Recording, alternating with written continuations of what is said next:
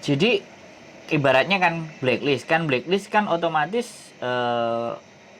visa kan nggak bisa turun kan dikasih tahu sama agennya Betul. kan imigrasi kan kasih tahu sama agen bahwa anakmu ini nggak bisa Ah, karena ada kasus ABCD EFG dan betul. macam-macam kan. Mm-mm. Nah, Mm-mm. artinya kan anak ini tetap nggak bisa berangkat dong kalau visanya Nggak nggak bisa, turun. nggak akan Oh. bisa berangkat. Mm, Gitu. Cuman di satu sisi mm-mm. PT mengalami kerugian atas biaya proses gitu. Hmm. Ya nggak apa-apa. Jadi itu memang resikonya PT kan, Mm-mm, gitu mm-mm, loh. mm-mm. Kecuali ya harusnya sponsor, misal dia pakai sponsor, Mm-mm. ya sponsor harus ganti anak, gitu loh. Oh.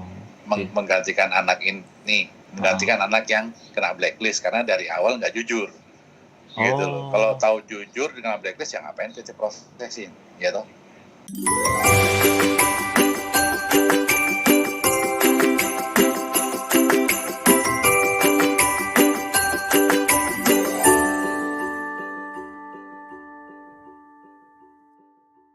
Halo, malam Pak. Sorry Iya, sorry malam-malam. mengganggu Iya, Pia. waktunya. Nah, ini kan sebenarnya sudah sejak zaman Bahla masalah kunci Hmm. mengunci ini Pak. Ya aku nggak ngerti Hmm. kunci mengunci. Hmm. Kunci-kunci ini Kunci bagaimana sih sebenarnya Pak penjelasannya? Aku kok kunci apa mas maksudnya? anak berangkat, ya kan? Belum Aha, belum habis potongan, ya kan? Atau aha, belum setahun. aha, Terus mau proses aha. lagi, kan harus balik ke PT yang itu lagi atau ke agent itu lagi. Iya, sekarang pulangnya itu karena apa? Nggak habis potongan. Misalnya kan ngebreak kan gitu. Potongan potongan belum selesai atau 6 bulan selesai potongan terus dia pulang. Terus proses lagi kayak gitu tuh. Itu katanya nggak bisa nunggu 1 tahun lagi. Atau dia Oh, ke, ya, ke PT lain dibukain kuncinya harus bayar. Nah, betul, betul. Artinya gini, anak yang udah berangkat itu kan harus itu terdaftar pada saat PAP. mm-mm. Pada saat PAP itu berarti anak sudah menjadi terikat di PT itu selama 2 tahun, selama kontrak itu 2 tahun, Hmm. gitu. Jadi harusnya sih 2 tahun itu hilang. Pokoknya begitu anak selesai pulang selesai kontrak itu hilang. Tapi sebelum 2 tahun selesai itu masih nyangkut di PT lama, gitu loh, ID-nya, Hmm. gitu loh. Nah, itu harus dihapus. Kalau dulu masih bisa pelimpahan, sekarang nggak bisa. Itu harus dihapus. Gitu. Hapusnya tergantung dari anaknya. Kalau emang udah selesai potongan, ya nggak apa-apa sih. Kalau tempatku sih ya nggak apa-apa. Yang penting udah selesai potongan ya diminta tak hapus. Tapi ada PT lain yang masih nahan. Biar balik lagi ke PT-nya dia gitu loh. Oh. Jadi itu Nah, term and condition juga ya. iya pasti gitu loh. Makanya repot gitu. Kayak anakmu yang satu tuh si siapa? Ah, Itu udah kekunci ID-nya di aku. Karena kan dia sudah terpilih, sudah ID, sudah masuk employment contract, haha. ya toh. Terus tiba-tiba dia baru Cancel. ngomong kalau dia itu dulu pernah kena blacklist. Pantesan visanya nggak keluar-keluar. Gitu loh. Dia baru ngomong gitu loh. Artinya kan saya secara nggak langsung sudah mengeluarkan biaya atau buat proses ID-nya dia. Hmm. Gitu loh. Tapi ya artinya selama dia nggak ada info, Pak, tolong hapus ID saya. Boleh dihapus tapi ganti rugi dulu. Biayanya sudah kita keluarkan dari PT gitu loh. Oh. Nah, Karena banyak juga di luar itu, mm-mm. misalnya dia ditawarin lagi sama sponsor, Hmm. dibawa ke PT lain, ya toh sponsornya kan pasti dapat duit, gitu Mm-mm. loh. Ya banyak yang begitu gitu loh. Jadi dibuang-buang ke PT-PT lain lagi setelah ID gitu loh. Jadi ibaratnya kan blacklist kan otomatis visa kan nggak bisa turun kan dikasih tahu sama agennya Betul. kan imigrasi kan kasih tahu sama agen bahwa anakmu ini nggak bisa karena Uh, ada kasus ABCD EFG dan betul. macam-macam kan. Mm-mm. Nah, Artinya kan anak ini tetap nggak bisa berangkat dong kalau visanya Nggak bisa, Oh. nggak akan bisa berangkat. Gitu. Cuman di satu sisi PT mengalami kerugian atas biaya proses gitu. Ya nggak apa-apa, jadi itu memang resikonya PT kan, gitu loh. Kecuali ya harusnya sponsor, misal dia pakai sponsor, ya sponsor harus ganti anak, gitu loh. Menggantikan anak ini, menggantikan anak yang kena blacklist karena dari awal nggak jujur, gitu loh. Kalau tahu jujur dengan blacklist ya ngapain PT prosesin, ya toh, buang-buang uang aja sama waktu. Gitu. Oke, berarti sebenarnya kunci itu tergantung ya. Kalau dia belum selesai potongan, dia nggak mau akan keluarin ya. Jadi akhirnya dia harus balik lagi. Tapi ketika potongan udah selesai, lu mau geser lah. Udah tak buka kan, ibaratnya kayak gitu, silahkan. Betul. Betul. Berarti itu tergantung itu dia. Tergantung PT-nya masing-masing. Tergantung PT masing-masing. Dia mau 1 bulan atau selesai potongan, dia mau buka, itu PT-nya sendiri yang punya kebijakan. Betul. Gitu loh. Jadi kalau emang sama ya itu, karena memang agak nanti pasti PT juga punya resiko dipertanyakan. Gitu loh. Sama pihak dinas tenaga kerja. Kenapa ini anak baru sekian bulan udah lu pulangin? Gitu loh. Pertanggungjawabannya itu. Pertanggungjawabannya. Anak pasti dipanggil sama dinas. Kenapa? Gitu loh. Atau atas kemauan sendiri kah? Atau memang PT nggak bertanggung jawab kah? Gitu. Berarti benar-benar dalam proses 2 tahun masih dalam pengawasan ya, Pasti. Karena masih sistemnya masih gantung di PT gitu loh. Sistem namanya dia tuh masih terdaftar di atas nama PT ini, namanya si ini, tujuan negaranya ini, gitu loh, kontrak sekian tahun gitu. Itu masih terdaftar di sistemnya. Gitu loh. Makanya itu yang dibuat dikunci gitu loh. Gitu dia. Karena sempat tadi tak cross check, saya tanyakan, kan aku belum benar-benar paham dengan urusan seperti ini sama istriku ya, biar anak juga nggak sering proses brak-brik pulang kalau nggak ada aturan. Itu kan orang seenaknya ganti-ganti majikan kan, mikirnya nggak cocok pergi, nggak cocok pergi. Iya, kecuali agensi yang sama, nge-break dengan agensi yang sama, atau nge-breaknya itu karena memang misalnya majikan yang nge-break yang notis ya, notis dari majikan gitu kan, tapi majikan ngasih surat rekomendasi, monggo cari majikan lain lagi nggak apa-apa gitu. Itu karena ada beberapa majikan bilang, udah kamu pulang, besok kamu harus pulang, ya selesai lah. Udah begitu, nggak ada surat lagi tuh. Gitu loh. Berarti itu ya. Kalau sekarang yang blacklist yang tidak ini yang itu udah saya paham. Berarti tadi kan ada yang anak kita ada satu yang blacklist ya. Nah, kira-kira pengalamannya Pak, anak-anak blacklist ini apa? Kriminal pencurian yang ada masuk polisi atau cerita bagaimana? Ini karena ini absurd. Nah, ya ini absurd kan. Macam-macam. Yang paling keras dan membuat visa nggak turun, kira-kira? Satu, misal banyak ya, salah satu kasusnya, misalnya dia kerja gitu, terus jaga anaknya dipukul, kelar dah. Kelar, ya. Itu satu.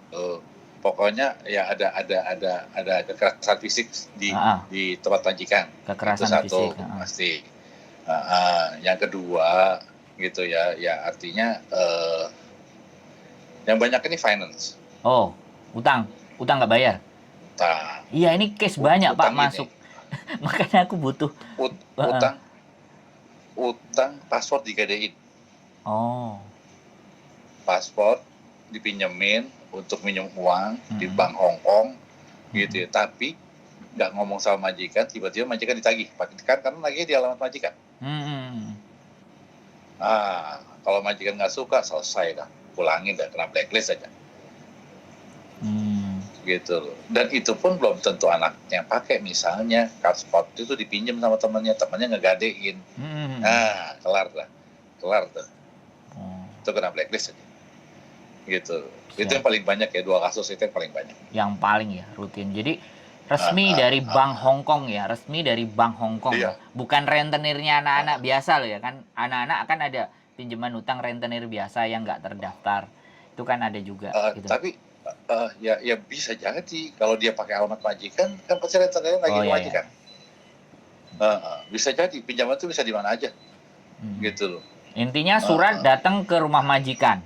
Majikan baca, karena dia nggak suka kan, banyak majikan nggak suka ada orang datang nggak dikenal lagi segala macamnya kan.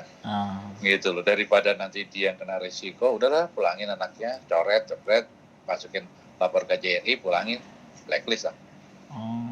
Nah, blacklist ini bisa setahun, 2 tahun, 5 tahun atau bahkan 5 tahun. Oh, 5 tahun minimal. Waduh, ngeri juga ya. Jadi ya, case-case-nya. Makanya ini banyak ke saya nanya di mana bahwa aku punya catatan hutang, bisa nggak aku proses lagi? Nah, di sini kan makanya aku tertahan, Pak. Tertahan masuk kan. Gitu. Karena aku butuh jelas ini biar nggak sia-sia bahwa apa yang kalau saya sudah dapat insight kan, dapat masukan bahwa dampaknya ke situ kan jatuhnya kan kita bisa screen di bagian depan untuk bagaimana supaya jadi catatan ada tuh yang anak Pak Sandro tuh, ada tuh yang pinjaman bank kena blacklist, makanya saya nggak proses tuh. Siapa ya namanya, Erlita apa siapa ya, lupa saya. Ada tuh gitu. makanya nyantol. Aku kadang kemarin brutal aja, kenapa Mbak Sapa bilang nggak bisa, yuk kita coba kalau sampai mau, setor aja dia kan. Kadang-kadang seperti itu tuh. Nah kan aku cuman gini, apakah majikan itu buat laporan blacklist atau enggak? Ada term condition gitu juga, gitu loh. Karena ada majikan yang melaporkan, ada majikan yang enggak juga, gitu loh.